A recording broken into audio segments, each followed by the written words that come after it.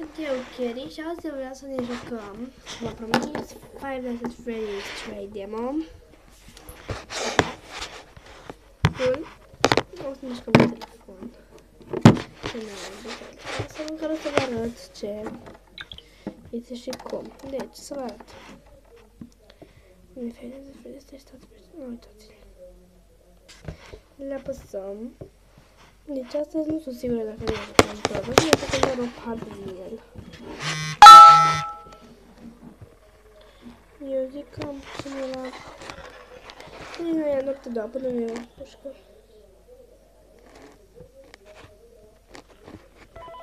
Da.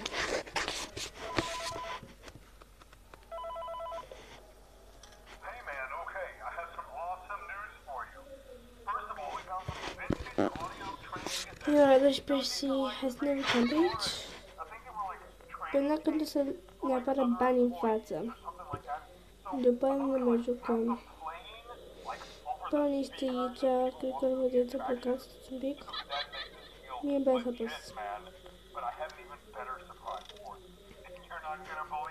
Eu voi da încet.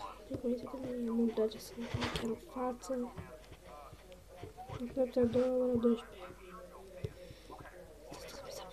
Trebuie să dau camerele sus. Click pe click degeaba. Come on. Este așa. Și este ora 1 de acum.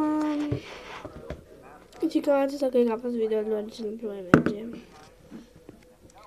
Un mini trailer de la Five Nights at Freddy's. Acesta este jocul și noi vom face un videoclip cam simplu.